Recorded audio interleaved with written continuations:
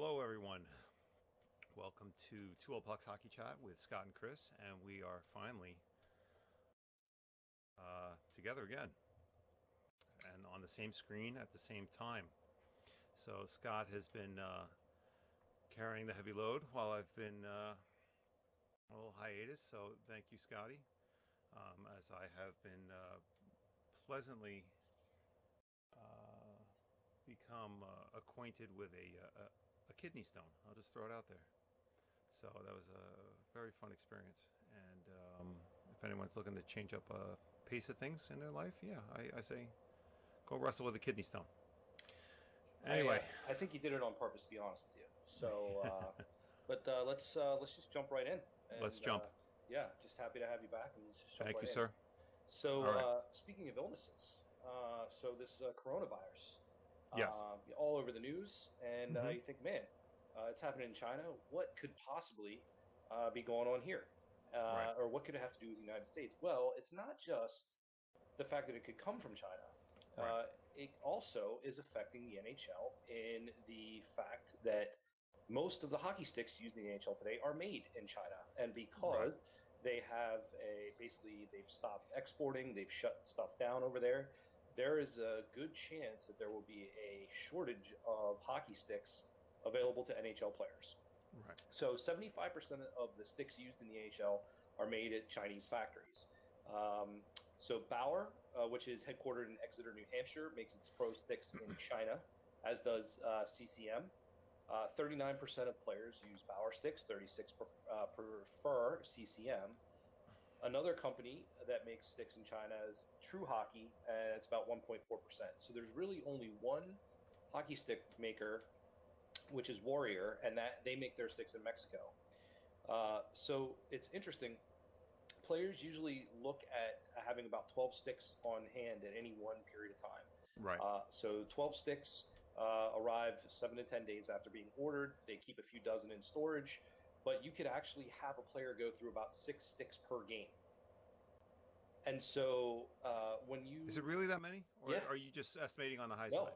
like it could be 6 sticks per game. So what you'll have is so every player tapes up a new stick every game, right? They don't carry one from the end. And so the way that it works is, these things are basically fibers that are woven together. They're Right. compressed, and so when they take these hard shots and take these slap shots, it actually makes the fibers crack and break, and they lose their strength.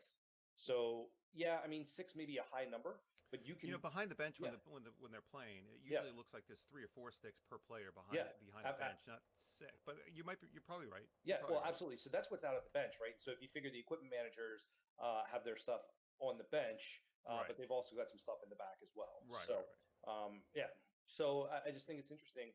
So we'll see how long this I don't know this outbreak lasts. We'll see how long China is out of commission, and then it'll be interesting to see if the players are able to um, keep going with the sticks that they have. So I just thought it was interesting. So there was they interviewed an equipment manager and who said that most of the team's players were using one stick limit for practice and maybe two for games. Hmm. So players may be a little bit more hesitant to take slap shots if they don't have too many sticks hanging out in the back. So, Right. but It's very interesting. yeah, I've seen so many things in the development over the past couple of years, I guess, come and go. As far as new composites, new alloys, unbreakable sticks, quote unquote, carbon fiber based, maybe even Kevlar woven in there, and tested. And the biggest sell point is they're unbreakable. They can flex as much as possible, but they're unbreakable. How what is the league doing or considering as far as improving the technology of a hockey stick? I mean, really, it's the players are kind of in control of their own sticks. So you have different flexes and different curves, Right. and they basically let a manufacturer know what they want, and or a sales rep know what they want, and then the order goes in. So if you go to order sticks online nowadays, depending upon the brand and the style, you may order a Stamkos, you may order a Crosby, you may order Right. a an Ovechkin. And Right. those sticks are made with a particular flex and a particular curve. and heavier players typically get a different flex rating than your lighter players.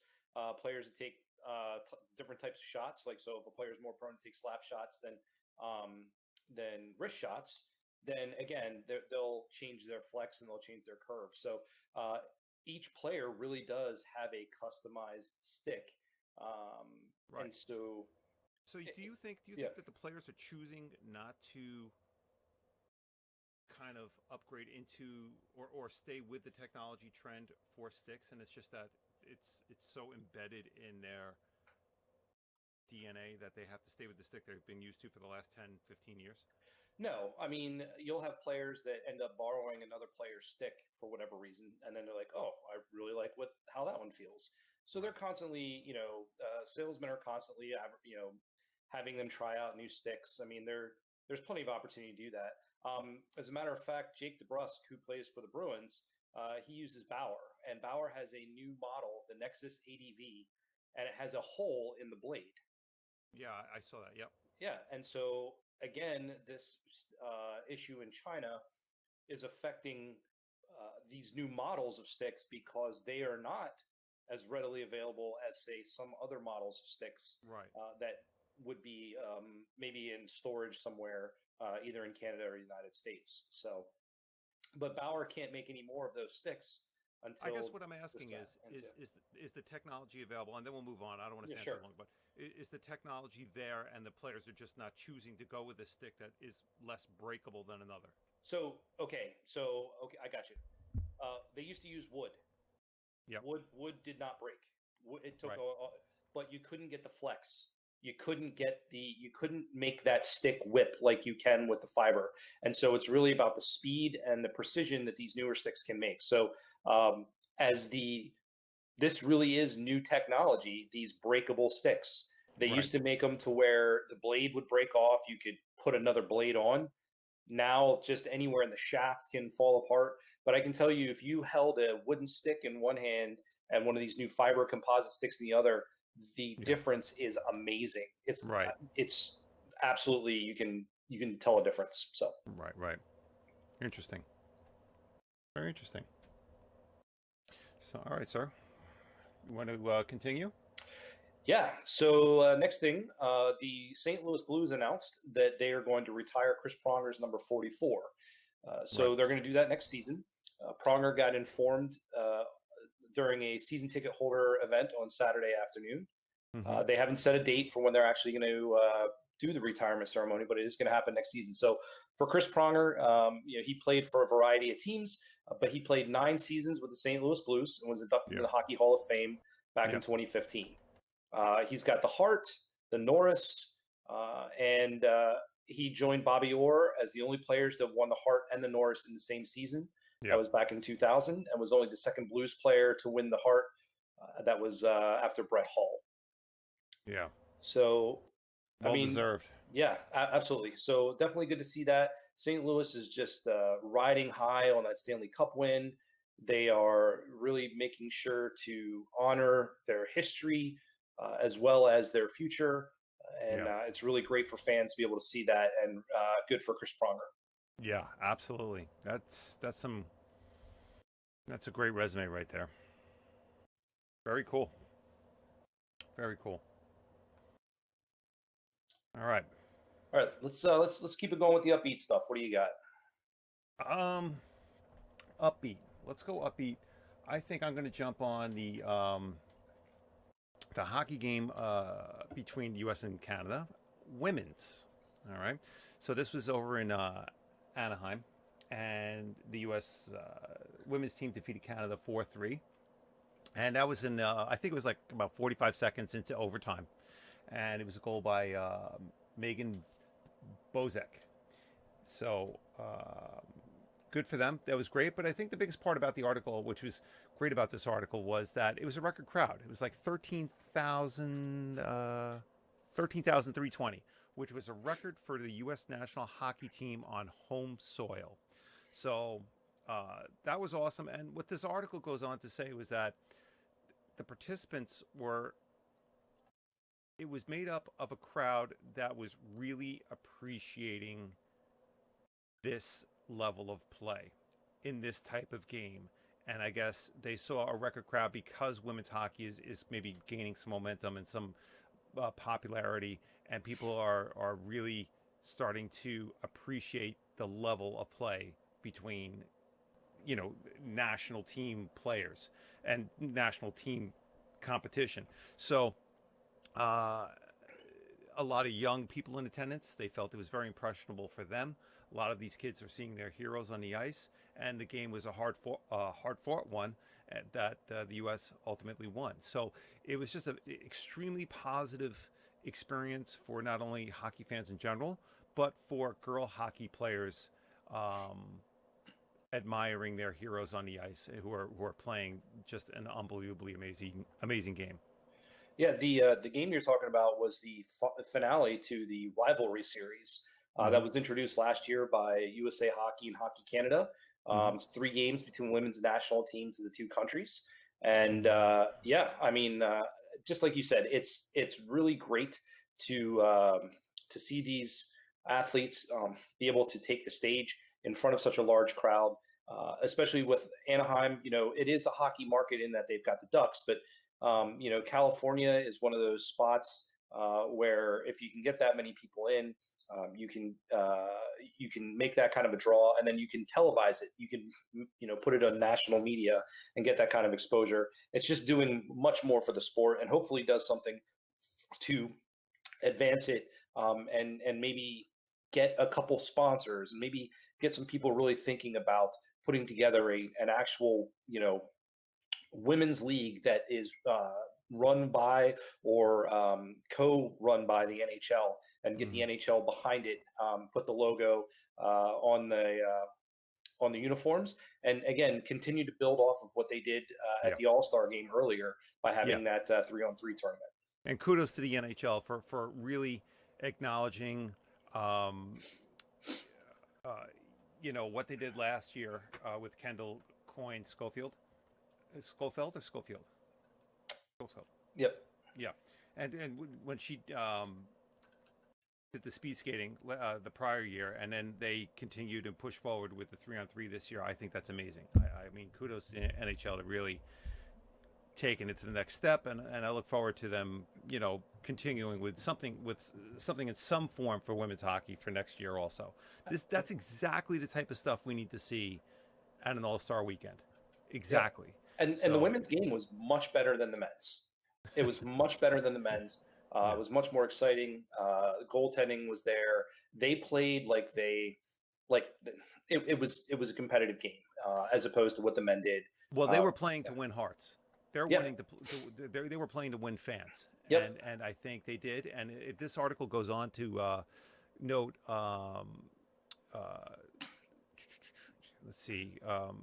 Right here. Bryce Drysdale and Joyce Chen of Huntington Beach came to the game with friends Chelsea Lancaster and Michelle Sang of Irvine. Quote, "I love to support women's sports," Lancaster said. Chen watched the U.S. and Canadian women play a 3-on-3 exhibition at the NHL All-Star game and was hooked. Quote, "They had the women in the skills event, and that was really fun," Chen said. So that's exactly what you want to see.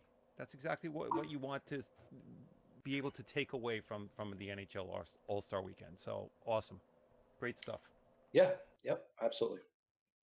Let me see. Next thing I believe I wanted to review was good article. This is something that kind of I look at as not only being an incredibly awesome and positive thing, but it also sparks a little, I guess, negative side to me, and I'll explain. There were about 100 people that were in attendance to watch the fire department, the New York Fire Department hockey team take on the Chicago Police Stars. This was Saturday evening in Rossville. And the game was designed to raise money for the first responders of 9/11, specifically the Ray Pfeiffer Foundation.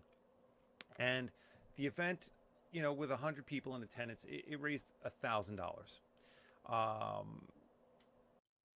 Purchase equipment and healthcare needs not covered under the Zadroga Act, which was designed to, or was put together to ensure health coverage, was extended to over 75,000 people who needed treatment after 9/11 or being part of the 9/11 recovery.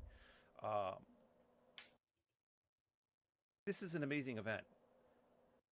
I mean, if you think about what we've talked about just in this broadcast up to this point, honestly, I would put them all a distant second compared to an event like this. And you think about what this cause is for, and you have the Chicago police supporting the New York Fire Department, showing solidarity there, which is awesome. And kudos to Chicago for really supporting an event like this. But it's just a shame that we're hearing about it after the fact, and that they raised $1,000. It's great to have a fundraiser, but I don't know. I wish that an event like this got the press and the publicity that every other thing we're talking about this evening did, and in return might have been able to be pushed out through social media channels and so on. It's just a shame to me that events like this aren't picked up by the media and spread across the social media universe, and then they can walk away with hundreds of thousands of dollars instead of $1,000. To me, that's heartbreaking. Yeah, there's something to be said for that. Sometimes it's also about who you're going to partner with, how much exposure do you want? Do you want to make it a more personal experience, or do you want to really market it? And so I think there can be a fine line there of over marketing or overselling, and kind of getting away from what the initial idea behind this type of game was.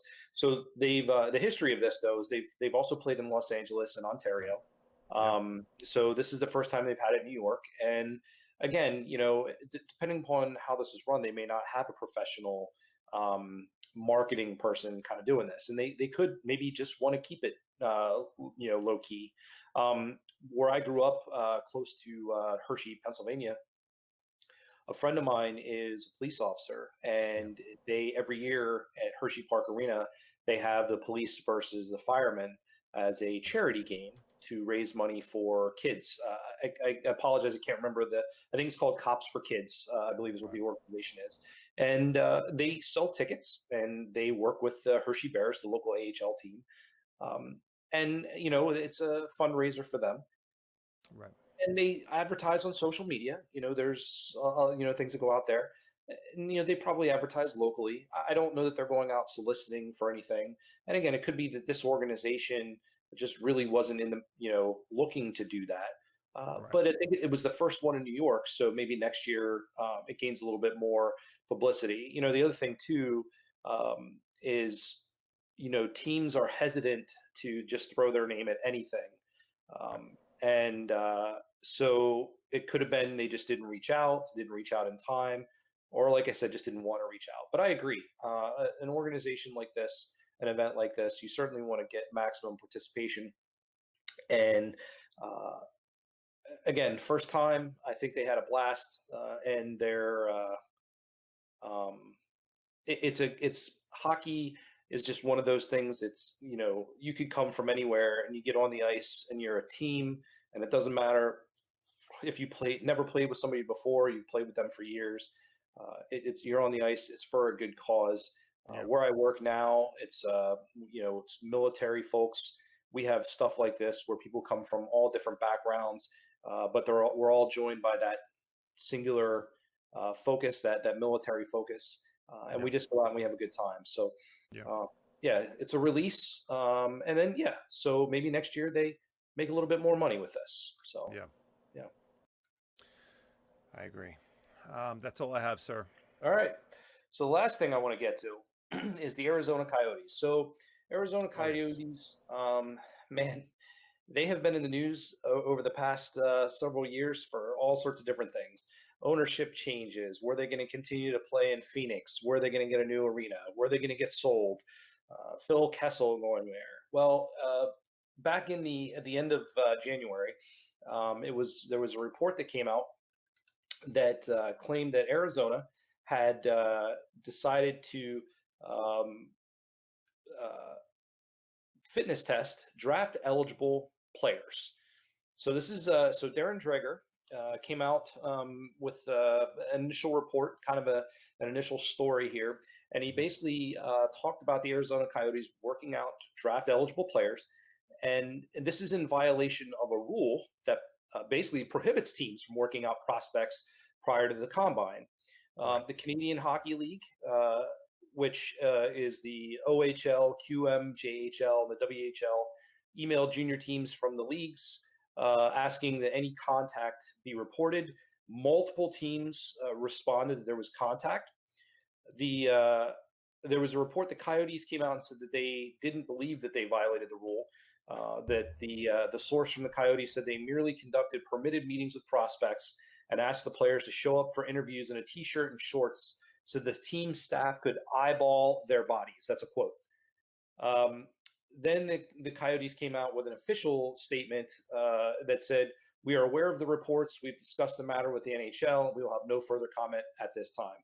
So the deal here is that one, uh, you're not supposed to work out players before the combine because, well, if you injure them while you're working them out, now that's a financial liability to the teams that they play for in the Canadian Hockey League. Right. So you strain a muscle or something, and now now they're not available to their team, which affects their position, potentially affects their position in the draft.